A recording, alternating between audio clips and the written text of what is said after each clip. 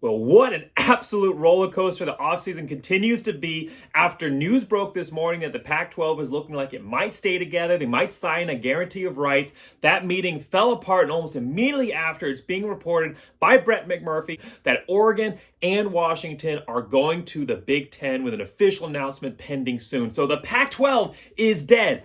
Or is it? We're going to look real quick in this video at 3 potential scenarios that are going to develop from this. I did predict that this would happen. I predicted that Oregon and Washington would go to the Big Ten. I did another video talking about scenarios that might come out of that. And we're going to look at some of those, but there's also some new developments that we're going to look at today as well, and some new changes that have adjusted slightly how I think things are going to happen here for the Big Ten, for the Pac-12, for the Mountain West, and all these teams involved. So my first video discussing Colorado moving to the Big 12, I talked about 2 scenarios. One, where Colorado's leaving for the Big 12 triggered the departure of Oregon and Washington, and I discussed scenarios that happened after that. The second scenario was that didn't happen, the Pac-12 stayed together. Well, that's no longer on the table, so scenario 1 has now been triggered. Now, within scenario 1, Arizona has already been approved to join the Big 12, pre-approved to join the Big 12. Once they submit, there'll be another board to approve them, but they've already been looked at as a candidate, similar to how the Big 10 have pre-approved Oregon and Washington to join them, so they're more adept and able to move quickly.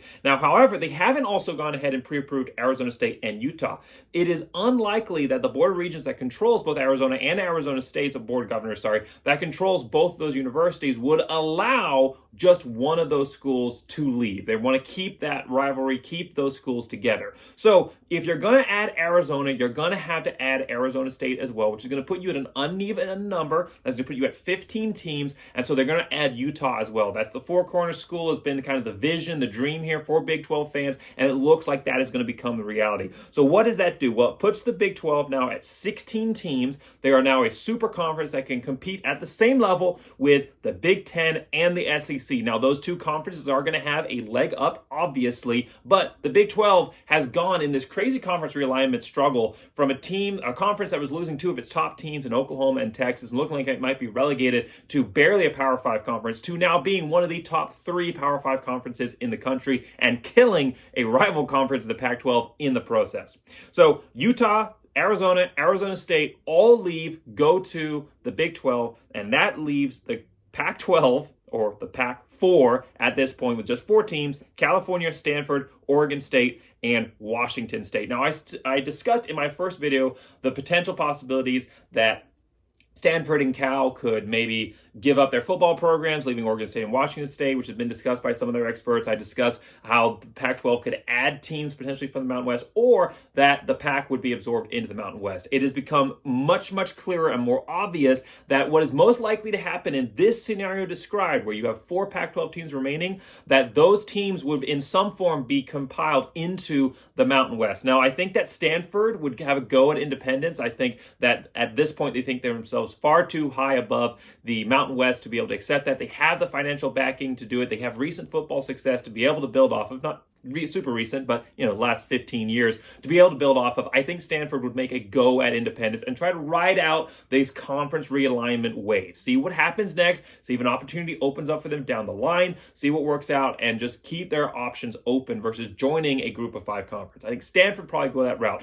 Cal is not in the same place. They don't have the competitiveness and competency football-wise. They don't have the same financial backing with their athletic program. So I think Cal is then left with an option. They then have to choose, do they join the Mountain West, or do they potentially fold up their football program, which hasn't been very productive for them in recent years anyway? I think that is a strong possibility. Cal is a bit of a wild card. Oregon State, Washington State, nowhere left to go. Football important to both of those schools. I think they both end up folding into the Mountain West. Now, the argument, of course, was made, well, Pac-12 has a stronger brand. They have a stronger national image. They have the Power 5 status. They're not going to have that Power 5 status if these 4 schools are left.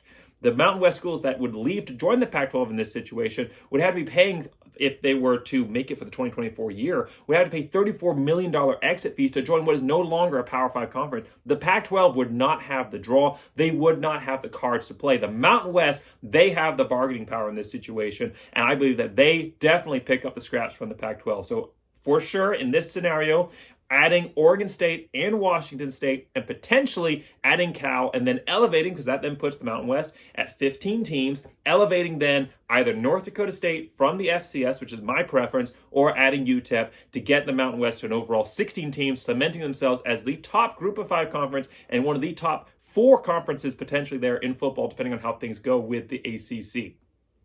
Now, that is one big scenario. That's scenario one. Arizona State, Arizona, and Utah leaving the Pac-12 with these 4 remaining teams. However, there is also the strong possibility, because first off, it's the Pac-12 and their leadership is absolutely brain dead. They have no understanding of how athletic programs should be run. They have no understanding what an athletic conference means. Their focus is on academics. Their focus is on prestige. Their focus is on staying as high up in their ivory towers as they possibly can be. You cannot predict what is logical and best for a school with the Pac-12. That's why it's taken them so long to get to this point and why they're in this place in the first point. So you cannot predict what is most likely to happen based on what a normal person would decide, because the Pac-12 leadership are not normal people. So there's a strong possibility that either two things could happen. One, the Big 12 does not aggressively pursue Arizona State, in which case Arizona is not going to go to the Big 12 without also Arizona State going with them. So I don't think that is most likely. I think that if Arizona makes that a sticking point, the Big 12 will offer Arizona State as well.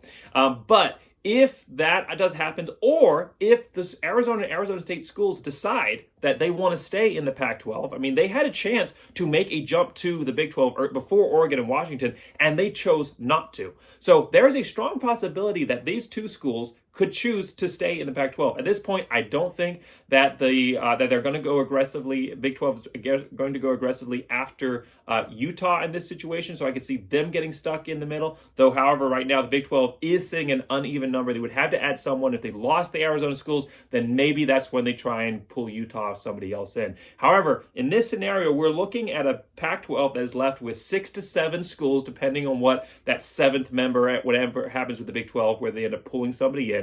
And the Pac-12 now aggressively expands to keep itself alive. So scenario 2, the 4 corner schools, Arizona State at least, do not go to the Big 12, and there is still a core group of members. I think that if you have 6 to 7 members left in the Pac-12, you then do have a chance to pull in members from other conferences. If you're just left with 4, and those 4 are Cal, Stanford, Washington State, Oregon State, no. Mountain West is going to absorb you. But if you can keep your numbers at 6 at least, I think you're in a stronger position to say, all right, we're going to elevate 6 or so teams or 5 or so teams from another conference to come join us and keep the Pac-12 brand and name and image going strong.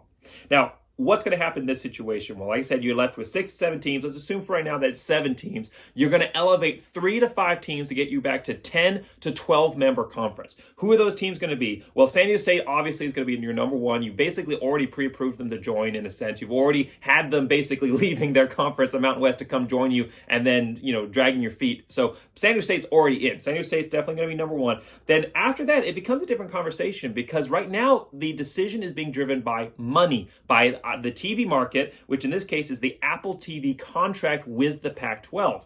So that contract is all driven based on subscriber numbers and viewership numbers, and a lot of that is going to be based on how much can an individual team draw in and of itself, which you're looking at fan base. This is not like a traditional TV market where you can rely on other fans potentially watch, other people outside of your imminent geographic resources being able to draw on them as potential subscribers. Nobody's going to watch these teams play on Apple TV other than the fans of that team itself, because you can't just find it on television. You have to subscribe specifically to this streaming service, to Apple, to be able to watch these teams. So for instance, if Utah and Colorado are playing, or Utah and Arizona are playing, only fans of Utah and Arizona are going to watch those games. So that is a consideration you have to have. I think it's a bad move for the conference to go with this option, but it's the only one that's offering them any TV money at this point. So who do they expand to? Well, at this point, you're looking at who is going to add you the most subscribers, who is going to be the most competitive draw. And in that point, this is where Boise State has a massive leg up, because of all the schools that are being considered. I'm going to rattle through some here right now. San Diego State, SMU, Memphis, UNLV, and then Boise State. Also some of the schools such as Tulane, UTSA have come into the mix as well. Of all those schools, the only one that has any chance of drawing in viewers other than their own fan base, of drawing in people saying, you know what, we're going to subscribe to go see what's going on with this team in this conference is Boise State. They are the only one that have that market power, have that draw power, that national brand where people say, you know what, we want to see what's going on in the blue. We want to see what's going on with this team that has cemented itself as part of the modern era of college football in such a huge way with its Fiesta Bowl wins, with its national brand, with its blue-collar work ethic. Boise State rises above other Group of 5 teams in the way that they appeal to the national audience. Boise State is the only one to do that. So while traditional, if it's up to the Pac-12 presidents, I don't think Boise State is a top choice. If it's up to the markets, and in this case, if it's up to Apple TV, I think that Boise State has a strong possibility of being one of those teams that's added in. So we're looking at 3 to 5 teams who gets in. If it's up to the TV markets, I think that is San Diego State, SMU, Boise State, to get the Pac-12 back to at least 10 teams, assuming that they're sitting at 7. If they add a 4th member, then I think UNLV probably gets added in as well. And then if it's up to the Pac-12 presidents, well, in that situation, I think you're going to see San Diego State, SMU, UNLV get added in, and then a mix potentially of Memphis, UTSA, Tulane, and Boise State. The Pac-12 presidents do not want Boise State in their conference. They will be their last choice. However, right now, for the longevity and survivability of this conference, it's not necessarily up to the presidents. It's up to the people that want to pay, or it's up to the media personalities that are paying to keep this conference alive. And in that case, I think Boise State has a strong shot. Now, there is a third scenario out of all of this, which could negate all of this and make the Mountain West basically irrelevant in this discussion. And that's, what does the ACC do? In what we've discussed so far, the ACC is now getting left as the next conference on the chopping block. Regardless of what happens here, the Big 12 is expanding. The Big 10, SEC, both of those conferences are expanding up to 14 to 18 teams, somewhere in that mix, and probably the Big 12 is going to be left with around 16 teams at this point. And the ACC is now going to be the smallest conference. They are already being marginalized. They already don't stand up competitively, and their best team, Clemson, is on a downward run right now. So they have already been in multiple discussions about some kind of separation within that conference, teams breaking away. But I think there is a possibility here that with what is left, either from scenario 1 or scenario 2, you could potentially see a merger between the Pac-12 and the ACC to form a 4th super conference with the Big 12, Big 10, SEC, and the ACC's Pac-12 combination. You could see that merger come through. I think that of all the options, it's probably the least likely, because that would be extremely aggressive, and aggressive moves are not what Pac-12 leadership likes to make in the first place. But it is a possibility that's on the table. It is not outside of the realms of probability. And while it's the least possible, I do see it as something that is to be considered as a strong possibility for conference realignment. And the craziness and the waves of conference realignment, that is something that could happen. Anything can happen when you're being tossed about on this storm. So it's going to be exciting to see what happens.